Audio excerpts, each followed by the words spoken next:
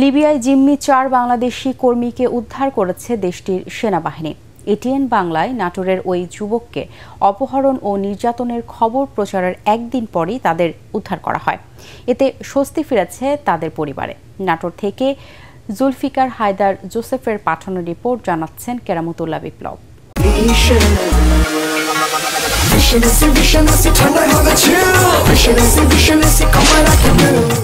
লিবিয়ার একটি গোপন আস্তানায় মুক্তিপণের জন্য বাংলাদেশি ৪ যুবককে আটক ও নির্যাতনের ভিডিও পাঠানো হয়েছিল পরিবারের কাছে।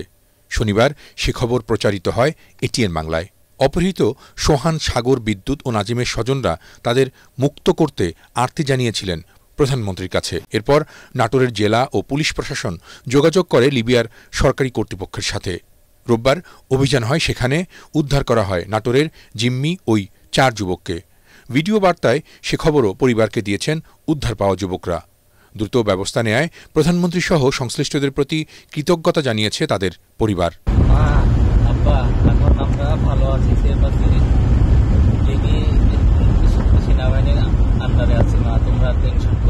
আমার সন্তান লিবিয়াতে আটক হয়েছিল, আমার সন্তান আজকে মুক্তি পাইছে। আমার সন্তান যখন আমার সাথে কথা বলছে, মা, আব্বু তোমরা চিন্তা করো না, আমি লিবিয়ার সেনাবাহিনীর হেফাজতে আছি, চিন্তা করো না, টেনশন করো। আমি কথাটা শুনে অনেক খুশি, অনেক আনন্দিত। আমি প্রধানমন্ত্রী শেখ হাসিনার কাছে অনেক খুশি, অনেক তার কাছে আমি করোনা করছি না, আমার করোনাটা শুনছে, সে আমার সন্তানের জন্য অনেক কিছু করছে, আমি তার কাছে কৃতজ্ঞ।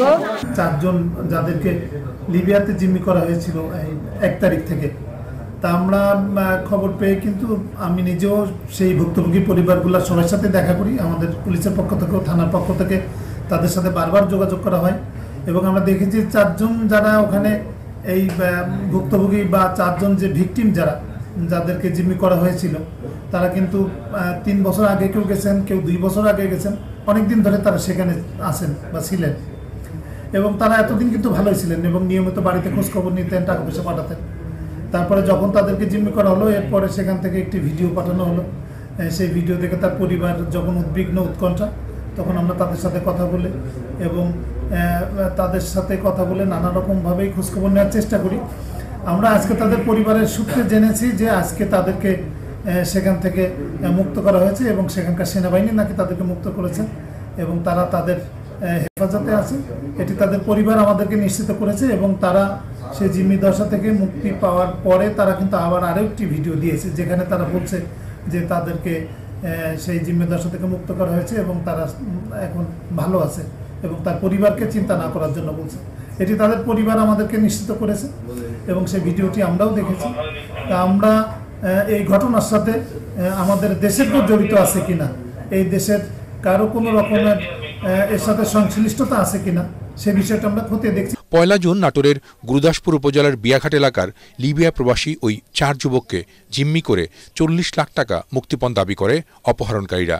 উদ্ধার হওয়ার পর বর্তমানে দেশটির সেনাবাহিনীর হেফাজতে আছেন ওই বাংলাদেশি যুবকরা। Bureau report, ATN Bangla.